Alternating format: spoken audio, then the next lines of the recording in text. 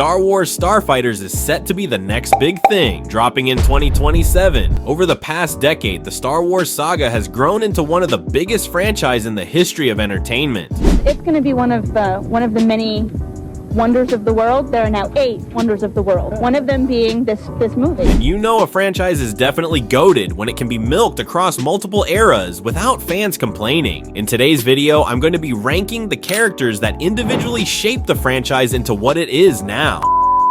Starting off with the Green Goblin himself, Yoda. Who doesn't like Yoda? Growing up, Yoda was one of those nostalgic characters that just straight up made me a Star Wars fan. He's such a wise character who's full of wisdom and experience, probably because he's around 900 years or so. And I love how he talks in this distinct backward manner, and how his personality changes across the movies. In the prequels and the Clone Wars, he's this calm, serious Jedi master, but in the original trilogy, he's more of a grumpy old hermit living out in the wilderness. I really love the idea of how he acts all silly around Luke just to test his patience, before revealing his true self as a wise mentor. No doubt he goes to S tier, Chewbacca. Honestly, he's such a great character. He doesn't even speak a real language, but yet you still feel such a strong connection to him because of how expressive he is, his reactions, and the little things he does that make you care about him without needing an actual dialogue. And I also like the fact that they made him stick to the roaring and growling throughout every version of Star Wars, because imagining Chewbacca talking just feels so weird. And yeah, I've got to mention the Solo movie too. Even though Harrison Ford wasn't playing Han, it still counts, and it was cool seeing more of Chewie's backstory there. The movie itself was decent, not a huge game changer for Han's character. Well, it's still fun to see that duo again. I also think some of Chewie's best moments actually come from the sequel trilogy. Of course, the originals gave us plenty of iconic Chewie moments too. I'll put him in B tier, Darth Maul. No, when Maul first showed up in The Phantom Menace, the only real standout thing about him was that insane lightsaber duel with Obi-Wan and Qui-Gon. Aside from that, he barely talked, maybe said like 30 words the entire movie, and mostly just stood around looking menacing. But the real brilliance of Maul came later in the Clone Wars TV series. That's where his character truly leveled up. He went from freezing to death in the middle of space to becoming the ruler of Mandalore in what felt like a day. In the Clone Wars, Maul became a total beast, ruthless, strategic, and way more layered than we'd ever seen him before. And the final season during the Siege of Mandalore arc was just perfection. He knew Palpatine was about to seize control, and he kept dropping these subtle warnings to Ahsoka that hinted at the bigger picture. And then of course his ending in Rebels was handled beautifully, seeing him finally meet his fate with his lifelong rival Obi-Wan holding him in his arms. It was the perfect close to Maul's story. He goes to A tier, Ahsoka. When Ahsoka first appeared in the Clone Wars, a lot of Star Wars fans couldn't stand her. She came off as loud, cocky, and kind of annoying, but credit to Dave Filoni, he quickly turned things around and developed her into one of the best characters in the entire franchise. Ahsoka's growth throughout the Clone Wars is incredible. She matures from a reckless Padawan into a strong, independent Jedi who learns to think for herself. Her decision to leave the Jedi Order after being wrongly accused, that moment was heartbreaking and one of the most emotional scenes in all of Star Wars. Then she returns in Rebels and faces Darth Vader in one of the most intense lightsaber duels in the saga. And speaking of lightsabers, Ahsoka's style is pretty unique. She wields 2 blades at once. The reverse grip might not make much practical sense, but it definitely looks cool and helps her stand out. Now with her own live-action series, expectations are sky high. Hopefully they don't mess it up. She goes to A tier.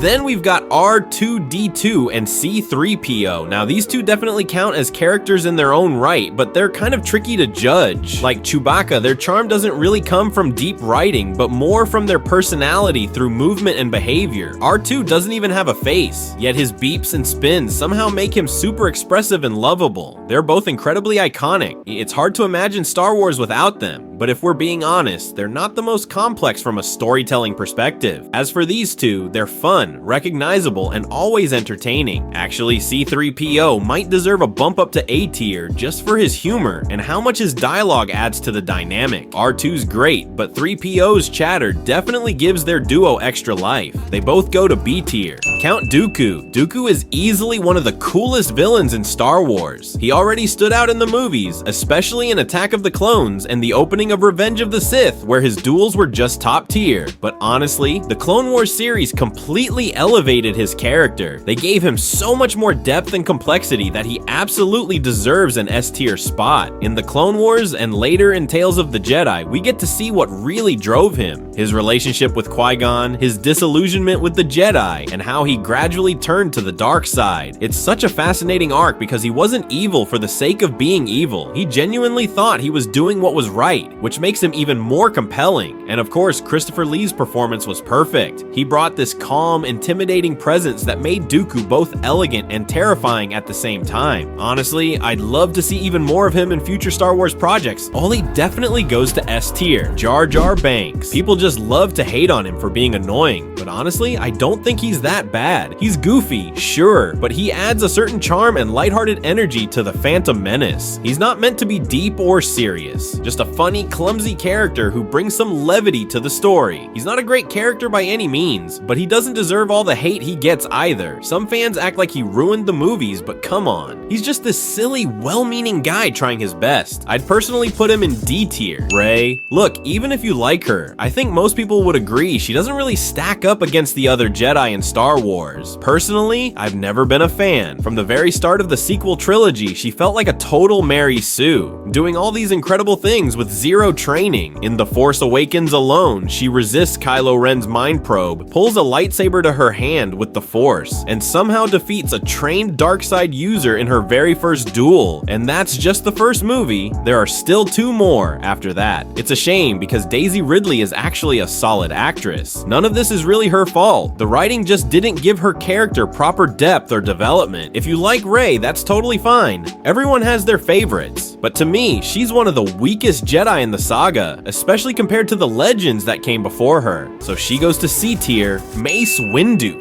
Man, he's such a character I wish we got way more of. In the Clone Wars, he was there, sure, but not nearly enough. It always felt like he got sidelined or stuck with the least interesting storylines. Every time an episode focused on him, it just didn't hit as hard as it could have, which is a shame because Mace has so much potential. That said, I really like him in Revenge of the Sith. He plays a big role there. He's sharp, suspicious of Palpatine, and even sends Anakin to keep an eye on him. Then, of course, that all leads to his brutal death, which is still one of the most memorable moments in the prequels. Honestly, if they ever make more seasons of Tales of the Jedi, Mace Windu deserves way more screen time. He's such a powerful and interesting Jedi who never really got his full spotlight. He goes to A tier. Kylo Ren. Out of everything in the sequel trilogy, Kylo is by far the strongest part. He's such a layered, complex character. The son of Han Solo and Leia, who fell to the dark side. The Last Jedi did a great job diving into his inner conflict and what drove him there. His dynamic with Rey is one of the best things about the sequels. I love how their connection develops. He kills Snoke, but even after that, he and Rey can't fully align because their beliefs about the Force and life are so different. I also really liked him in The Force Awakens. The fact that he kills his own father is dark and heartbreaking, but it gives his character incredible emotional depth. It's one of the most powerful moments in the entire saga, and honestly, Adam Driver absolutely crushed the role. Before The Force Awakens, he wasn't a huge name, but after that performance, he became one of the standout actors of the whole trilogy. Kylo Ren is hands down one of the best and most fascinating characters Star Wars has ever given us. No doubt he goes to S tier. Qui-Gon. He's amazing, don't get me wrong, but he just doesn't have enough screen time to fully reach that top level. He's only in 1 movie, The Phantom Menace, and a couple of episodes in Tales of the Jedi, which were actually really cool, especially seeing more of his backstory and his connection with Count Dooku. He also has that tiny cameo in the Obi-Wan Kenobi series, but that barely counts. Still, Liam Neeson absolutely nailed the role. He gave Qui-Gon this calm, wise energy that really made him stand out. Like, you believe he's one with the Force in a deeper way than most Jedi. Even though The Phantom Menace isn't the strongest Star Wars movie, honestly, it's one of the weaker ones. Qui-Gon is easily the best part of it. His mentorship to Obi-Wan, his defiance of the Jedi Council, his belief in Anakin, all of that made him such an interesting and grounded character. He might not have had the most time to shine, but the impact he left on the Star Wars universe is undeniable. He goes to B tier.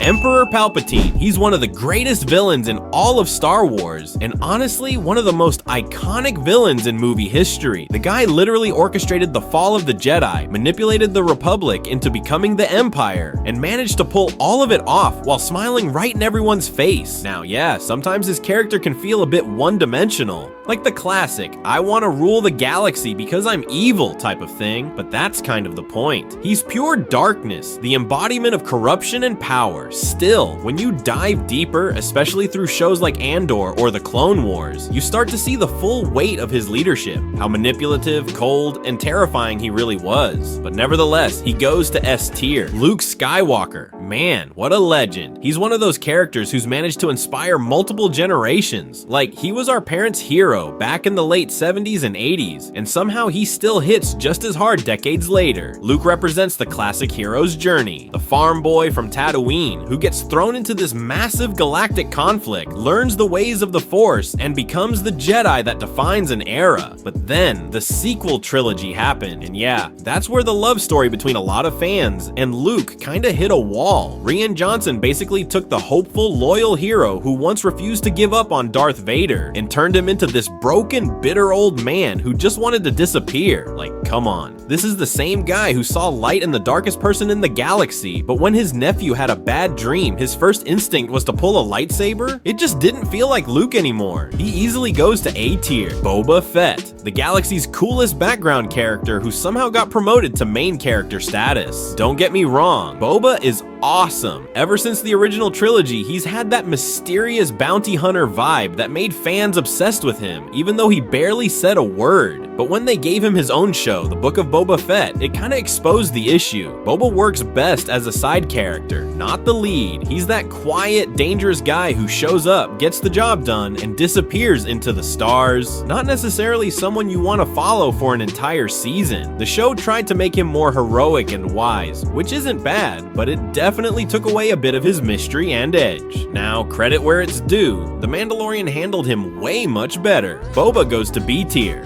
Han Solo. Man, where do you even start with a guy like him? What makes Han so great isn't just that he's funny or charming, it's that he's human. He's not a Jedi, not some chosen one with mystical powers. Just a guy trying to make a living who ends up doing the right thing when it counts. He starts off looking out for himself, but somewhere along the way, he finds something worth fighting for. His character growth across the original trilogy is perfection, from a selfish scoundrel in A New Hope to a genuine leader and hero by Return of the Jedi. And honestly, I'll say it, his performance in The Force Awakens might be one of Harrison Ford's best moments as Han Solo. Seeing him older, more grounded, but still with that spark, it hits hard. He goes to B tier. Princess Leia, as a character, she's legendary. As a Jedi though, there's really not much to go off. In The Rise of Skywalker, we only get that brief flashback of her training with Luke, and while it was cool to finally see that side of her, it's barely enough to judge. Leia's always been more of a leader, a symbol of hope and resilience, rather than a lightsaber-swinging Force user. Still, I'd take her over Rey or Ezra any day, just because of the legacy she carries. She's Leia Organa, daughter of Anakin Skywalker, but nevertheless, compared to the amount of people on this list, she goes to B tier. Padme, one of the most underrated characters in the entire saga, in my opinion. Natalie Portman absolutely owned the role in the prequels, but it's the Clone Wars that really gave her character depth and purpose beyond just being Anakin's love interest. She fought a war without ever joining it. Even surrounded by Jedi and soldiers, she stayed true to her ideals, refusing to let chaos break her moral compass. Her relationship with Anakin, for all its flaws, is also such a key part of Star Wars lore. You can see the tragedy in hindsight, how much her love for him blinded her, yet how much it also humanized him before his fall. But all in all, she goes to C tier. Anakin Skywalker. I'll be real, not every version of Anakin hits the mark. When he was 9 in The Phantom Menace, yeah, he could be kind of annoying, but honestly, that's more on the writing and directing than the actor. Jake Lloyd didn't deserve the insane amount of hate he got, and it completely wrecked that kid's life. Now, peak Anakin? Without a doubt, it's Revenge of the Sith and the Clone Wars. That's where you really see what makes him one of the most layered and tragic characters in all of Star Wars. Personally, I think the Clone Wars does him a bit more justice. You get to watch that slow, painful fall into darkness. You see his loyalty, his emotions, his struggle with control, and how every decision, no matter how small, nudged him closer to becoming Darth Vader. No doubt, he goes to S tier. And finally, we've got the legend himself,